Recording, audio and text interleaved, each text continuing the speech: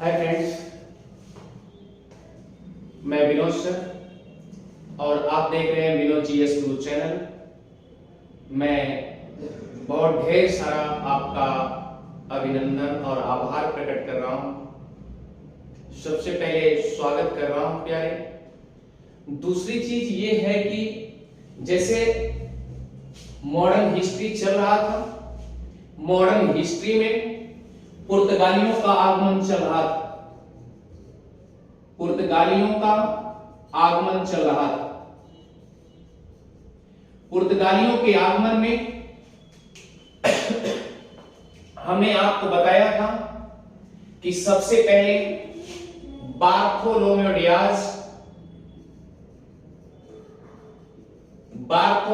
Diaz आया 1487 में प्यारे, लेकिन ये बैक टू पवेलियन चला गया था केप ऑफ गुड होम्स से। केप ऑफ गुड होप्स या होप से ये बैक चला गया। लेकिन याद रखना प्यारे, हमेशा बोलना नहीं है, क्योंकि यो केप ऑफ गुड होप नहीं बताया था, वो केप ऑफ गुड स्टॉर्म्स बताया था। यानी कुहरे वाला आसानी से दिखाई दिया और उसके बाद भाग गया था, याद होगा। तो प्यारे ये बार्थोलोमेओ डियाज था। इसके बाद वास्को डी गामा जी आए। इनके बारे में सारी कंडीशन मैंने आपको बता दिया कि 1498 में अपना पैर, याद रखिएगा, कालीकट के तट पर इन्होंने अपना पैर वर्चस्व बनाया। और प्यारे अगर कालीकट के तट पर अपना पैर रखे, जैसे रखे, तो ये भी याद रखिएगा, अपना पैर जैसे रखे, तो ध्यान दीजिएगा वहां जमोरियन से कुछ वार्तालाप होते हैं। ये भी मैं पिछले वीडियो में आपको बता चुका हूं। जमोरियन को प्यारे सामोरी भी कहा जाता है, सामोरी।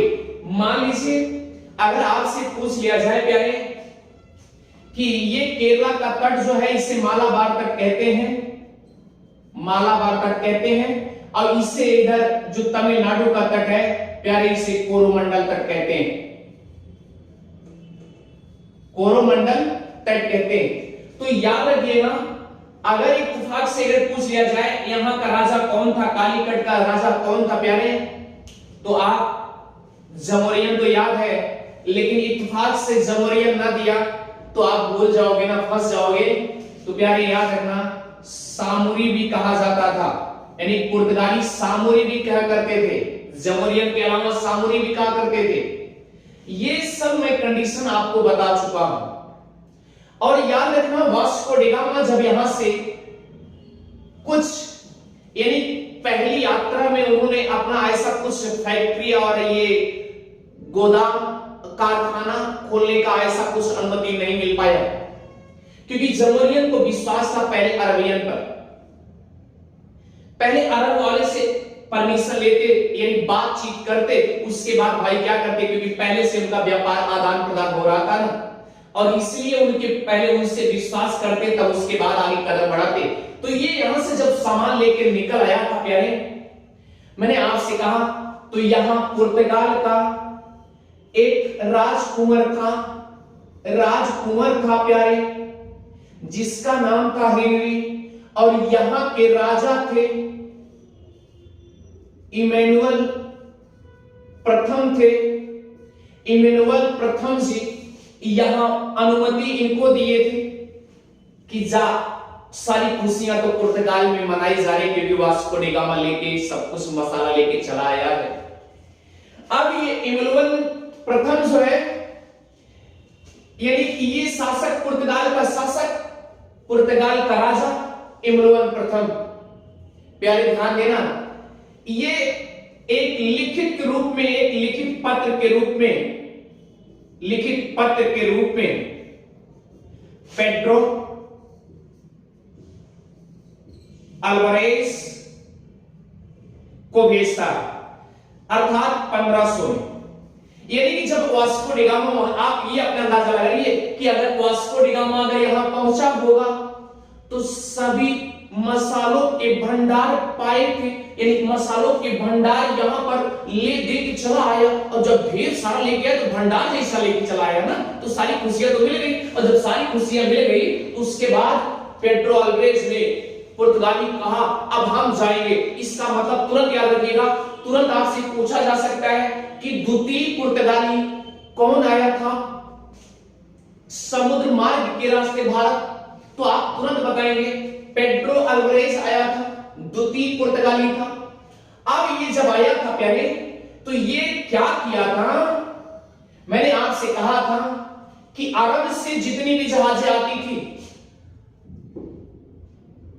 इसकी निगाहों में चढ़ी थी, और क्योंकि वास्को डी गामा बता चुका था कि जितनी नैया आती हैं सब के सब निहत्थे हैं, इनके पास कुछ भी नहीं है। और यहां से पुर्तगाली के राजा ने पेड्रो अल्वारेज को एक बात कह दिए थे कि जा तू जितनी जल्दी हो सके जा, और मक्का से जितने भी अरब देश से जितने भी जहाज आते हो सब लूट पाट लो, एकदम लूट पाट लो। यहां तक मैंने बताया था कि जब प्यारे यहां से मक्का के लिए जा रहे थे, कुछ यात्री जा रहे थे, तो इस तरीके से यात्री जा रहे थे, 200 यात्री, मैंने डाटा पिछली बार बताया था, 200 यात्री भी जा रहे थे। तो ये पेड्रो अल्वारेज इतना खुरापाती था, ये क्या किया था, जला दिया था मीरी नाम का जहाज।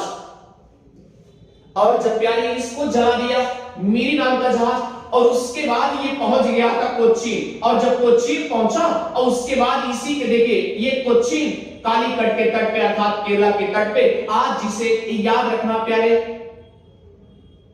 कालीकट को कोझिकोड भी कहा जाता है, जो कि केरला में है। कालीकट को कोझिकोड भी कहा जाता है, यानी आप ऑक्सफोर्ड या मैपिंग एटलस देखेंगे तो आपको कालीकट नहीं मिलेगा प्यारे, कोझिकोड ही मिलेगा, कोझिकोड मिलेगा। तो याद रखना, ये मैंने आपसे बता दिया कि हुआ क्या जब ये वास्को डी गामा गया था प्यारे।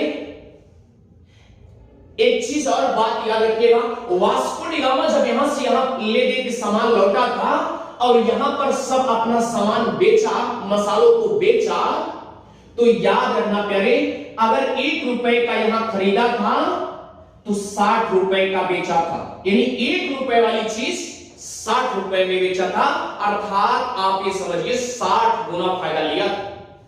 अब सोचिए, अब 60 गुना फायदा लेने का मतलब क्या है कि सब लोग उतावले हो जाएंगे, कितनी जल्दी हम भारत पहुंचे और सबके सब मसाला लेके आ जाए और हम यहां पर पुर्तगाल में बेच दें, सभी यानी सब जगह पुर्तगाल अर्थात यूरोप वासियों में बेच दें और हमको बेनिफिट मिलना शुरू हो जाए। तो इस तरीके से ये करते थे, यानी 1 गुना का 60 गुना कमाता था। तो जब पेड्रो अल्वारेज आया, इसे कामराल भी बोल दिया जाता है, पेड्रो अल्वारेज कामराल, तो ध्यान दीजिएगा, मैंने पिछली क्लास में बताया था। तो पेड्रो अल्वारेज कामराल आया था क्योंकि इसको आदेश तो लिखित रूप में मिला ही था कि जितनी जहाजें आएंगी, जितनी नाएं आएंगी, सबको सब अपने कब्जे में कर लेना और जितना माल उस पे लदा होगा सब उठा करके ले दे के भाग आना, चलेगा, लूट लेना, क्योंकि उसको पता था सबके सब नियत थे। हुआ क्या फिर, ध्यान देना प्यारे, हुआ क्या फिर, तो ये यहां पर जब पहुंचा, कालीकट के तट पे पहुंचा प्यारे, अर्थात कालीकट के तट पे पहुंचने के बाद ये कोच्चि में प्रस्थान करता है और कोच्चि के बगल जैसे जाओगे ये तमिलनाडु के बॉर्डर पे आपको कुन्नूर में मिलेगा। और कुन्नूर मैंने बताया था नीलगिरी पहाड़ी के पास है, नीलगिरी पहाड़ी के पास है प्यारे। अब सोचिएगा, यदि कि यहां भी गया, इतना खुरापाती था, इतना खुरापाती था कि एक तो कोच्चिन गया भी और दूसरी जगह भी पहुंच गया था। मैंने आपसे बता दिया था ये चाय के बागान बहुत पाए जाते थे, यानी यहां कुन्नूर में चाय के बागान बहुत प्रसिद्ध थे। तो यहां पहुंचने के बाद कुन्नूर भी पहुंच गया, और जब कुन्नूर पहुंच गया प्यारे तो क्या हुआ जानते हैं? तब हुआ क्या, इसको एक मसौदा मिला कि कहते हैं जब घर में, ये तो अपना घर है समझो ना, यानी ये दक्कन वाला दक्कन के दक्षिण वाला एरिया हमने बताया था बहमन का साम्राज्य चल रहा था। अब आप सोचिए अगर ऐसी जगह पर दो दो साम्राज्य इस तरीके से चला है, कोच्चि में कोई और कर रहा है, यहां कोच्चि में कोई राजा और है, यहां पर बहमन का साम्राज्य चल रहा है। अब इस तरीके सोचिए प्यारे होगा क्या, और दोनों का मतभेद आपस में पटरी ही रहती थी, और जब पटरी रहेगी यानी आपस में बातें ही नहीं बनेगी, तब तीसरा तो मजा लेगा नहीं ना। तो याद रखना इसी तरीके से यहां का बहमन और यहां पर जमहूरियत, इन दोनों में आपस में पटरी नहीं रहती थी, और जब पटरी नहीं रहती थी तो होता क्या था, तो हुआ क्या प्यारे, इसको पता चल गया था, इसको पेड्रो अल्वारेज को, इसको पता चल गया था इन दोनों में क्या है, वीकनेस पॉइंट ये है कि इन दोनों में पटरी नहीं रहती है, जितना पाओ लूट पाट के ले दे के भागो। और याद रखना, और जब ये लूट पाट के ले, यानी कहने का मतलब लूटना चाहा, बहुत कुछ लूटने का प्रयास किया, लूट लिया, और नैयों को भी लूट लेता था, नाय को भी लूटता था, जहाज को भी लूट लेता था। इस तरीके से आप सोचो प्यारे हुआ क्या, जब ये लूट पाट के लेके गया तो ये चला गया, फिर उसके बाद यहां पर पुर्तगाली एक कंपनी बनाते हैं, पुर्तगाली में एक कंपनी बनाती है, और याद रखिएगा पुर्तगाली में एक कंपनी बनती है, वह 1498 में कंपनी बन जाती है। उसके बाद प्यारे इसका नाम था एस्तादो दी इंडिया, एस्तादो दी इंडिया कंपनी का क्या नाम था, अर्थात पुर्तगाली कंपनी का नाम था प्यारे, पुर्तगाली कंपनी का क्या नाम था, एस्तादो दी इंडिया। और याद रखना यह इंडिया, ये जो एस्तादो दी इंडिया बनी है, दो ही फंडे पे बनी थी, एक तो हमारा मसालों को खिंचाव यानी आर्थिक स्थिति मजबूत करना, और केवल एस्तादो के लिए क्या था, धर्म परिवर्तन करना। क्योंकि मैंने बताया था कि जब एक बार यहां से गया था तो वहां पर खुशियों का जश्न मनाया गया था। मैनबल ने क्या किया था, ईसाबेल को क्या किया था, पत्र लिखा था। अब तो खुशियों का जश्न आ चुका है, वहां पर धर्म परिवर्तन करने का मौका आ चुका है। तो ये कंपनी उसी टारगेट पे बनाई गई थी, एस्तादो दी इंडिया। और प्यारे ध्यान देना, अब मैं इसको मिटा दे रहा हूं, आप इसे नोट कर लिए होंगे, ठीक है प्यारे। अब चलते आगे। अब जब ये एस्तादो दी इंडिया कंपनी बन गई,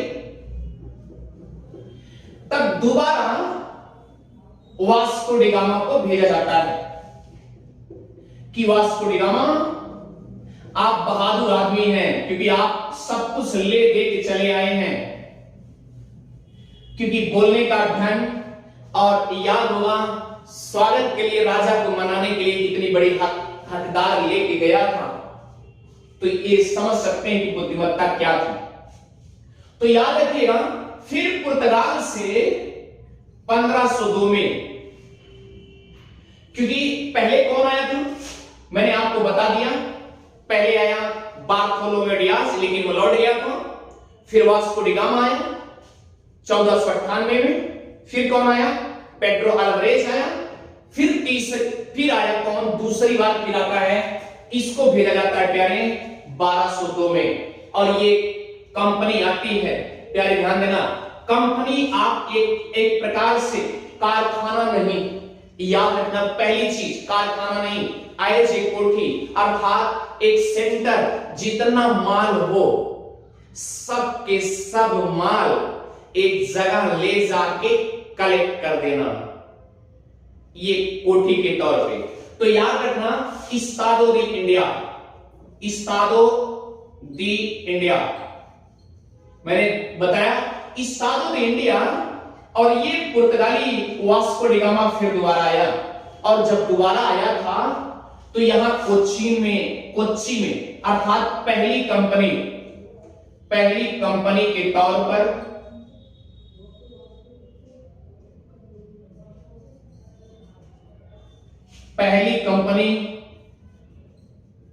तौर पर कोच्चि या कोचीन में 1503 में स्थापित कर दिया।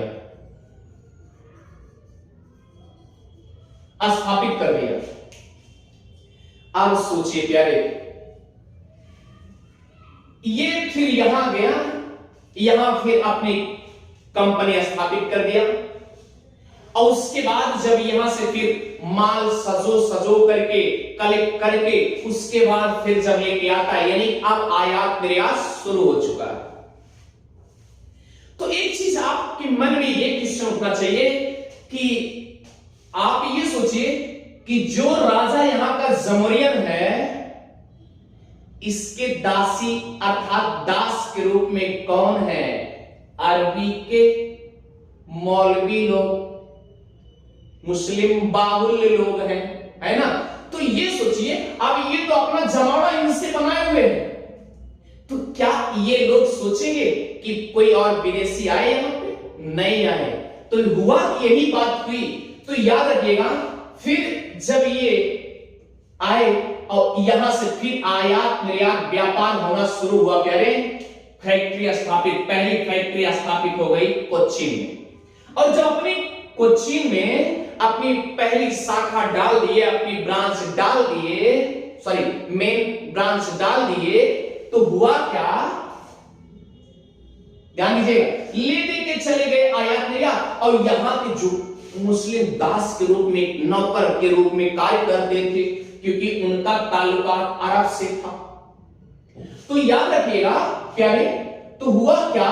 अब ये नहीं चाह रहे कि हमारा कोई और पुर्तगाल के लोग आए, और इनको ये आभास भी हो गया था कि एक पुर्तगाली, एक दूसरा विदेशी जो है हमारे यहां से अब आयात निर्यात शुरू कर दिया। तो गुस्सा तो आएगा ना, और जब गुस्सा आएगा तो क्या होगा प्यारे, आप समझ सकते हैं। तो हुआ क्या? तो यहां जब ये लौट चला आया था, तो ये फ्रांसिस्को दी अल्मेडा, ये पुर्तगाल वाले ने क्या किया प्यारे? पुर्तगाल के राजा ने फ्रांसिस्को दी अल्मेडा को प्रथम गवर्नर के रूप में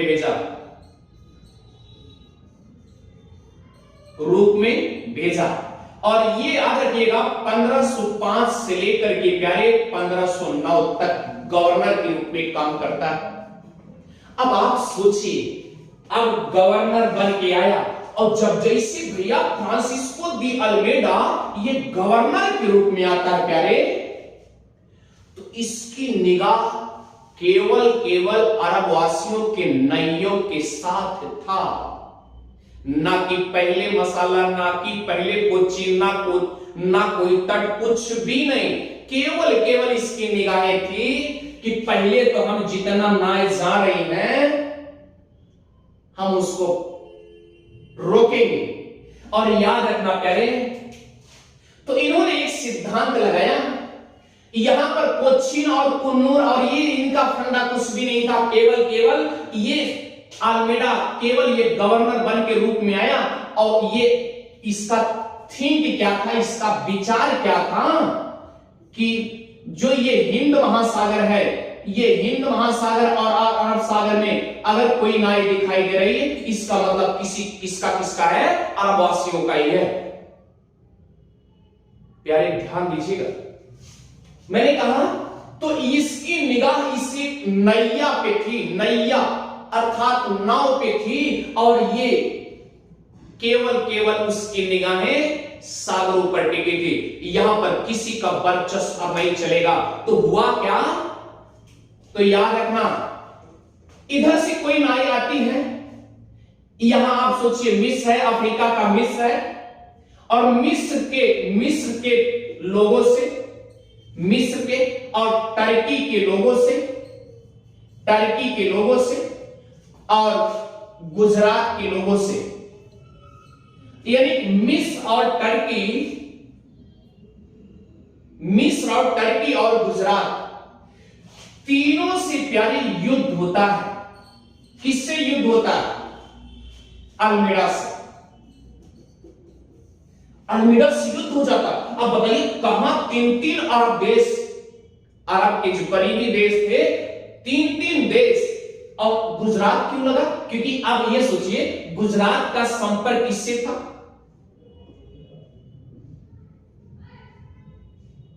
गुजरात का संपर्क अरब से कांटेक्ट था कि नहीं था? था, बराबर आयात निर्यात होता था। तो प्यारे ध्यान दीजिएगा, तो ये अल्मेड़ा जो है विजयी हो जाता है, विजयी हो जाता है। अब इसका मतलब याद रखिएगा, और जब विजयी हो जाता है प्यारे, तो हुआ क्या?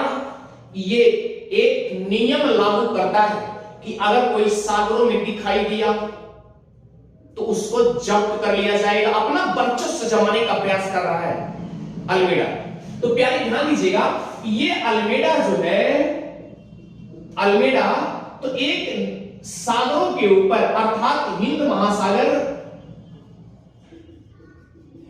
महासागर के ऊपर, या आप कह सकते अरब सागर, अरब सागर में किसी की नैया अगर दिखाई दी तो समझ लेना उसकी नाव जब्त कर दी जाएगी और जला दी जाएगी, और उससे जितने सामान होंगे सब के सब लूट ले जाएंगे, क्योंकि ये पूरा लैस होके आया था। अब समझिए क्या होने वाला है। तो इन्होंने एक नियम लगाया, blue water policy. Blue water policy, इन्होंने एक नियम लगा दिया कि ब्लू वाटर पॉलिसी। इसी को कहा जाता है प्यारे कि हिंद महासागर में जितनी नावें आ रही हैं, सब के सब नावें, सब के सब बगैर हमारे परमिशन के कोई इधर उधर नावें नहीं जा सकती। इतना बड़ा रुतबा जमा लिया, और जब इतना बड़ा रुतबा जमा लिया तो स्वाभाविक सी बात, उन्होंने इसी को कहा कि अब हमारा इस हिंद महासागर और अरब सागर में जो भी जितने भी जल हैं, जितने सागर की तटीय क्षेत्र हैं, सब हमारे हैं। अर्थात ये सागर हमने कल बताया था, उस दिन भी बताया था, अरब सागर को पुर्तगालियों ने पुर्तगाली का सागर कह दिया था। यही बात थी प्यारे ब्लू वाटर पॉलिसी की वजह से, कि अब इस पे किसी का अधिकार नहीं चलेगा। तो ये अल्मेड़ा की देन थी। अल्मेड़ा और कुछ नहीं किया, केवल क्या किया था? ब्लू वाटर पॉलिसी लगाया था। यानी हिंद महासागर और अरब सागर में केवल हमारा ही अधिकार रहेगा और किसी का नहीं रहेगा, किसी का देश का नहीं रहेगा। अब सुनिए प्यारे, अब ये तो रहा अल्मेड़ा रहा, पहला गवर्नर के रूप में आया, दूसरा गवर्नर के रूप में आया था, दूसरा गवर्नर के रूप में आया था अल्बुकर्क, जो कि 1509 से लेकर के 1515 तक रहता, जो कि उसके बारे में नेक्स्ट क्लास में हम आपको एक बढ़िया समझा देंगे, क्योंकि उसी को वास्तविक संस्थापक के रूप में जाना भी जाता है।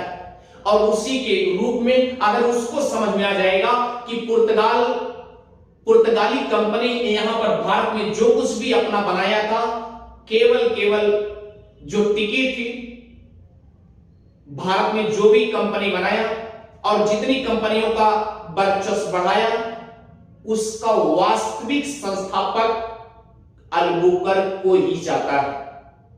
ठीक है प्यारे, मुझे लगता है कि ये क्लास आपको समझ में अच्छे से आ गई होगी, और इसी तरीके से हम छोटे छोटे पार्ट्स में आपको समझाते हुए चल रहे हैं, और आप कहानी जैसे इसको पढ़ते चलिए प्यारे। Thank you. और आपको समझ में आ रहा होगा, और अगर आपको समझ में आ रहा है तो आप सब्सक्राइब और शेयर करना ना भूलें। थैंक यू प्यारे, थैंक यू।